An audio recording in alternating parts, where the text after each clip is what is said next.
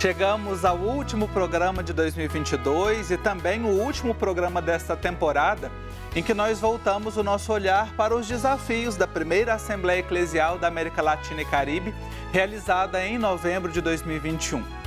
E o último desafio que nós escolhemos e trouxemos para conversar, para refletir, é o desafio de número 38, anunciar e viver a fé em novos areópagos. E quem nos ajuda a refletir esta proposta é o Frei Luiz Carlos Suzin. Ele é franciscano, capuchinho, mestre e doutor em teologia pela Pontifícia Universidade Gregoriana de Roma. Ele atualmente é professor na Pontifícia Universidade Católica do Rio Grande do Sul, membro da equipe interdisciplinar de assessoria da Conferência dos Religiosos do Brasil. Frei Suzin, uma alegria tê-lo aqui no nosso programa Igreja Sinodal. E como franciscano, eu quero saudá-lo com a saudação franciscana de paz e bem. Paz e bem, Marcos, e paz e bem para todo mundo que está conectado conosco. Maravilha. Frei, eu queria iniciar essa nossa conversa porque o desafio traz ali na sua formulação essa expressão, novos areópagos, para ajudar a quem está em casa e que às vezes não está tão familiarizado com esta expressão. O que nós podemos entender por estes novos areópagos? Bom, a palavra areópago, né, pode até assustar.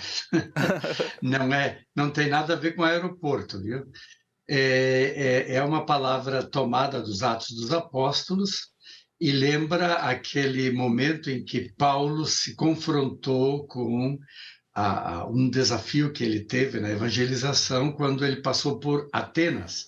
Atenas era a capital da cultura, era a capital da filosofia, do pensamento, da política, e Paulo resolveu também pregar o evangelho para aquela elite que estava junto à porta, a stoa, daí vem o estoicismo para a época. Em todo caso, a pregação de Paulo, que foi muito bem pensada, é um texto maravilhoso. Hoje a gente encontra lá em Atenas, naquele lugar onde foi o Areópago, onde estava a porta da cidade onde se reuniam os filósofos que discutiam, debatiam, nós temos uma grande placa onde está escrito toda aquela pregação que está nos Atos Apóstolos.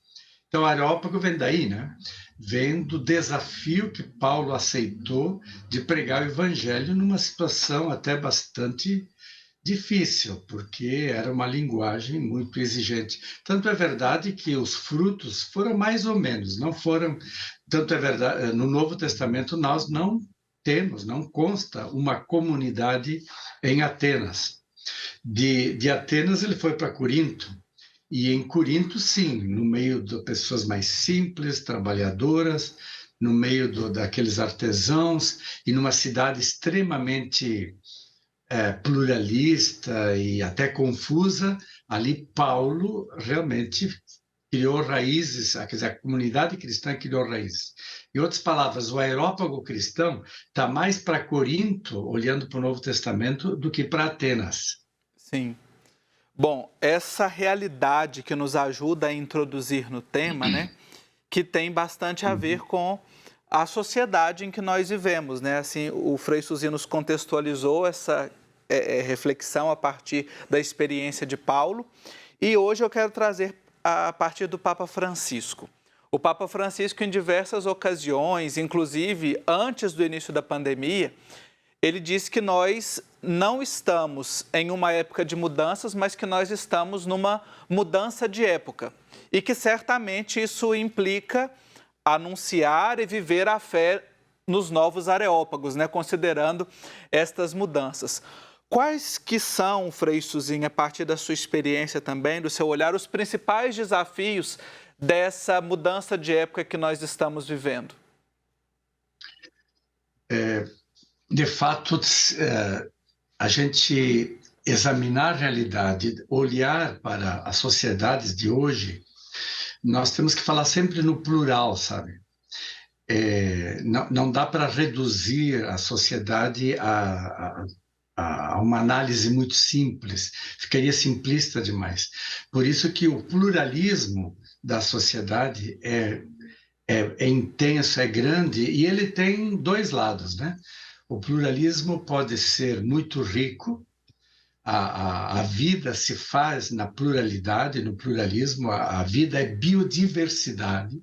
Então, a diversidade, o pluralismo, ele é parte da riqueza, não só da condição humana, mas de toda a vida sobre a Terra. Agora, o pluralismo também tem riscos. E o risco, por exemplo, de se fragmentar, o risco de nós criarmos bolhas fechadas e até bolhas em conflito umas com as outras, né? Então, esse é um desafio muito grande.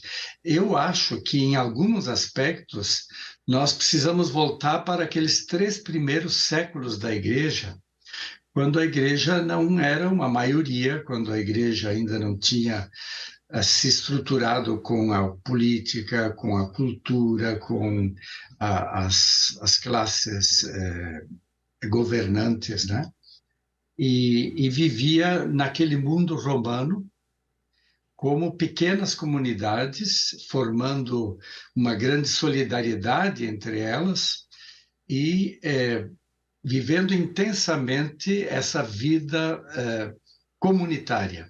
Então, eu penso que o maior desafio que nós temos, que nós não conhecíamos até pouco tempo, por séculos e séculos, então é alguma coisa que não está presente atualmente, é que nós tínhamos a coincidência entre sociedade e comunidade. A comunidade cristã e a sociedade, pense hoje ainda numa pequena cidade do interior, ainda há essa coincidência, né? A cidade, por ser pequena, por ser interiorana, ela ainda é uma comunidade. Todo mundo conhece todo mundo eventualmente vai para a praça num dia importante, então ela é comunidade. Mas nós estamos cada vez mais sendo uma sociedade com megalópolis, com enormes concentrações urbanas e extremamente pluralista, né? Nós trabalhamos de um lado, nós nos divertimos do outro lado, nós encontramos amigos do outro lado e vivemos uma vida bastante fragmentada. Então, o desafio de criar laços de comunidade para a igreja é vital hoje. É importante esse ponto que o senhor traz, Frei Suzin, porque me parece que, olhando até mesmo as construções dos nossos templos, dos espaços físicos, né, hoje preocupa-se muito em construção de grandes templos, de grandes igrejas, para acolher multidões e que às vezes vão passando ofertas quase que a self-service, cada um pega aquilo que lhe cabe, que lhe convém melhor, mas que acaba não gerando vínculo, né? Essa dimensão que o senhor traz da comunidade, ela é importante para gerar estes vínculos e exatamente para a vivência da fé. A gente precisa atender uma coisa sem deixar de fazer a outra, digamos, né? Sim. Existe também essa demanda interior, pessoal, emocional, afetiva, que faz parte também da dimensão religiosa, né? Todo o nosso ser, ele tem que estar nessa relação mística com Deus. Então, ter lugares de referência para as pessoas individualmente poderem também se encontrarem no silêncio, na meditação, com a palavra de Deus, isso é muito significativo. Agora, a questão principal para a vida cristã, porque isso toda a religião, toda a religiosidade tem essa dimensão, né? Mas quando a gente fala de cristão, a gente fala de uma comunidade que dá testemunho de vida em comunidade. Isso desde o começo foi assim, e então são diversos desafios, né? O desafio, por exemplo, também de a gente estar à altura para poder dialogar com quem pensa diferente, com quem vive modos diferentes e que estão junto conosco no trabalho, estão junto conosco em muitas circunstâncias. A gente precisa gostar, eu diria assim, do contraditório, do debate. Isso é saudável. Agora, é necessário a gente aterrissar, digamos também, né? De repousar, descansar numa comunidade onde a gente se sinta parte, membro de um corpo. Eis um grande desafio que é muito importante, principalmente nessa dimensão, nesse momento em que nós estamos vivendo enquanto igreja, neste sínodo sobre sinodalidade, o caminhar juntos, caminhar junto com quem está perto da gente, tendo a meta, tendo o caminho e sempre seguindo os passos de Jesus. Nós estamos conversando sobre o desafio de número 38 da primeira Assembleia Eclesial, que é anunciar e viver a fé em novos areópagos, com o Frei Luiz Carlos Suzin. Ele é franciscano capuchinho, teólogo, professor universitário, conversando hoje sobre anunciar e viver a fé em novos areópagos, né? Como é que nós podemos anunciar e viver a nossa fé, testemunhar a nossa fé nos ambientes em que nós estamos, diante dos desafios da sociedade. No primeiro bloco nós já olhamos um pouquinho, né, para esta sociedade plural. Quem nos apresentou algumas dessas características e trouxe elementos para a nossa reflexão foi o Frei Luiz Carlos Suzin, que é o nosso convidado de hoje e que continua conosco essa conversa agora. Frei Suzin, eu quero puxar aqui uma orientação pastoral que a Assembleia propõe a partir deste desafio 38, que é a seguinte: repensar a linguagem, as estruturas, a liturgia e os ministérios. Me parece, então, que se trata de uma reforma bastante ampla, ou pelo menos um olhar bastante amplo para aquilo que está na nossa vivência cristã, na celebração da fé, na transmissão da fé. Nos ajude a olhar um pouquinho para essa proposta, né, que também me parece bastante desafiadora.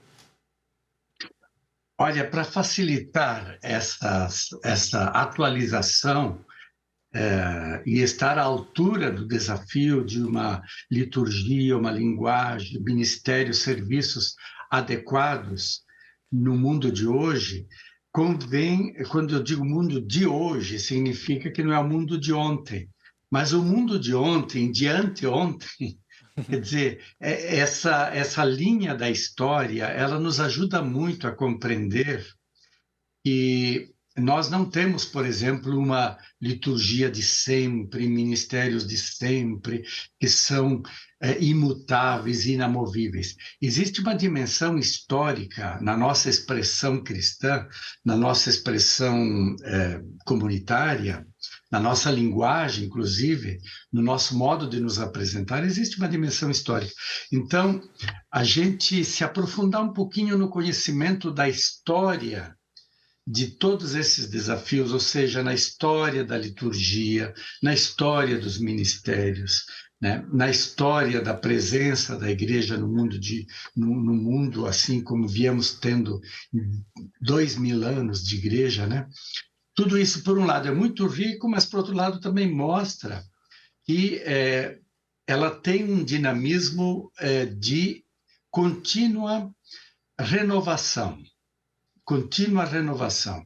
Ela não se congela numa forma imutável. A igreja vive peregrina no mundo, então, por exemplo, ultimamente essa consciência histórica, ela foi muito pesquisada, muito desenvolvida pela pesquisa histórica, pelo conhecimento da história que antes não se tinha, que agora estão disponíveis. Nós não podemos desprezar as informações históricas, senão a gente diz bobagem, né? E a gente pensa e se apavora com elementos que fazem parte de um fluxo da história que é próprio da nossa existência humana. O segundo elemento é a ciência, né? Nós tivemos, ao longo da história da Igreja, um contínuo desafio entre o que nós chamamos de fé e razão. A fé precisa dialogar com a razão, ela não precisa ter medo daquilo que a razão busca, pensa. Então, esse diálogo de fé e razão, ele se transformou nos tempos modernos como um diálogo entre religião e ciência. Uhum. Então, esse diálogo entre religião e ciência, hoje, ele é muito saudável. não há necessidade de medo, pelo contrário, a ciência tem nos ajudado muito a sermos, inclusive, melhor religiosos, né? Por exemplo, a psicologia, a psicanálise, a antropologia, elas nos ajudaram a sermos mais livres, a sermos mais serenos, mais tranquilos, a nos darmos conta de nós mesmos, inclusive na nossa relação com Deus. Então, elas sempre vieram nos ajudando. Claro, muitas vezes de forma muito crítica. Às vezes também é um bisturi nas nossas feridas. Mas, mesmo que cause algum sofrimento, é sempre libertador. Então, esse diálogo com a ciência é muito importante também, para a gente entender. E um outro elemento que eu queria salientar é que o nosso ministério, ele também não é um ministério que está com uma cerca ao redor. Ele é um ministério aberto às demandas que as pessoas contemporâneas têm. Portanto, se a gente olha um padre do século IV, um padre do século IX, um padre do século XV e um padre do final do século XX, vocês vão ver que eles foram bastante diferentes uns dos outros e que, portanto, nós precisamos não ser diferente por ter uma moda de ser diferente, mas nos deixar moldar pelo apelo ao serviço, ao ministério que hoje nós podemos prestar. Olha aí que reflexão importante e interessante que o Frei Suzin está trazendo para nós.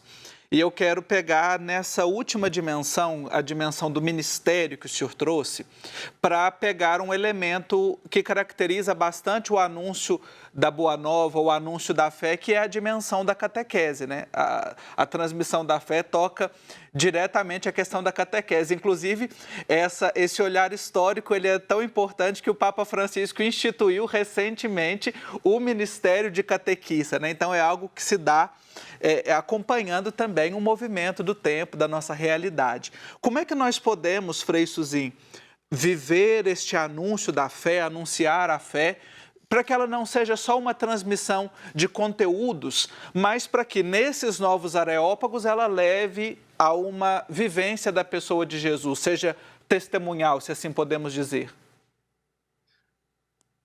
Olha, Marcos, quando nós tínhamos aquela coincidência de comunidade e sociedade, a igreja, de modo geral, conduzia o calendário, inclusive da cidade, o calendário das festas e dos rituais que a cidade desenvolvia, né?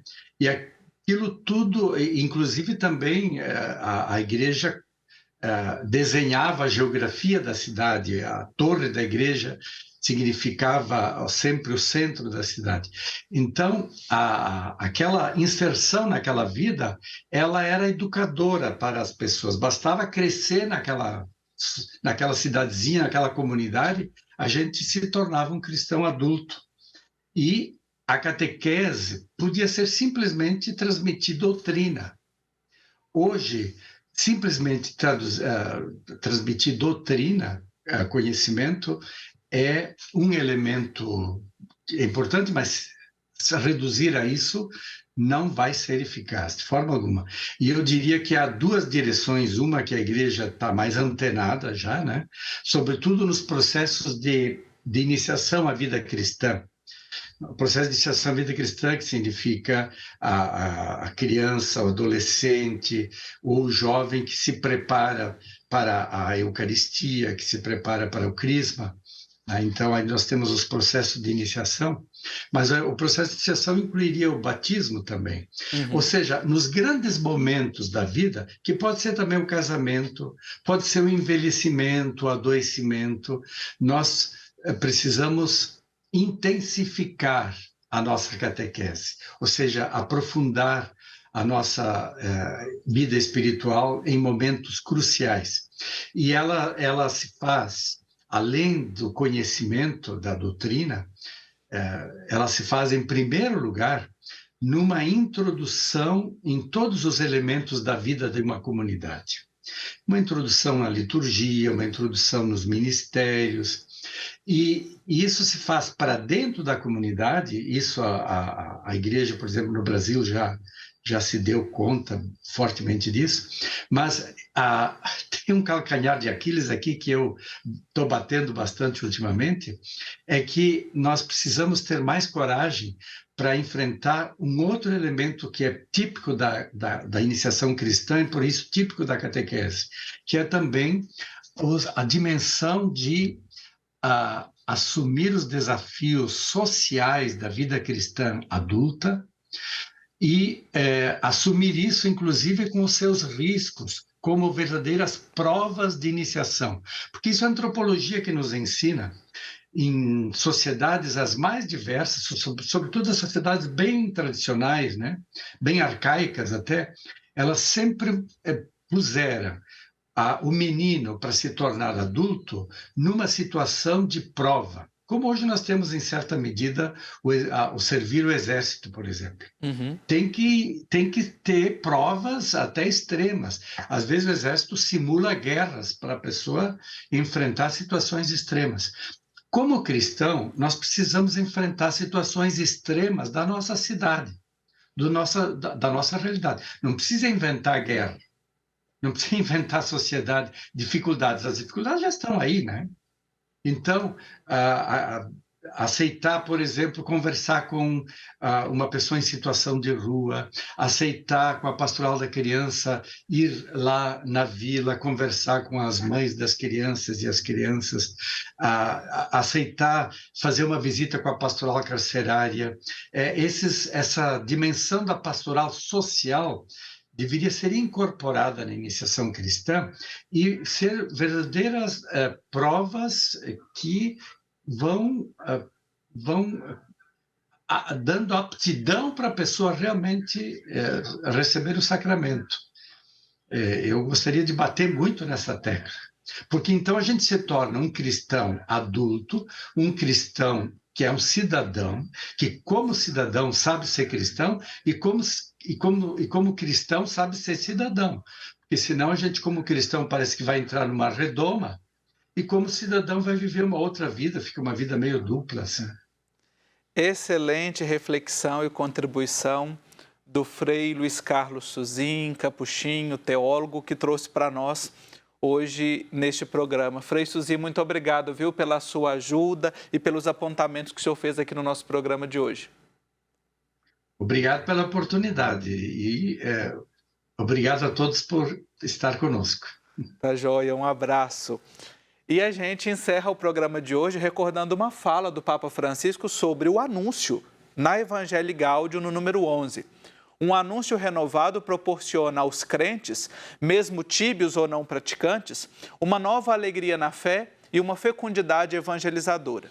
Na realidade, o seu centro e a sua essência são sempre o mesmo: o Deus que manifestou o seu amor imenso em Cristo morto e ressuscitado. E com este programa nós encerramos esta temporada. Nas próximas semanas, você vai acompanhar os melhores momentos dos desafios da primeira Assembleia Eclesial. E em breve nós voltaremos com programas inéditos, refletindo, aprofundando e propondo uma igreja cada vez mais sinodal, motivados pelo Papa Francisco e pelo Sínodo sobre sinodalidade. Um abraço forte para você e um ano novo que eu desejo cheio de paz.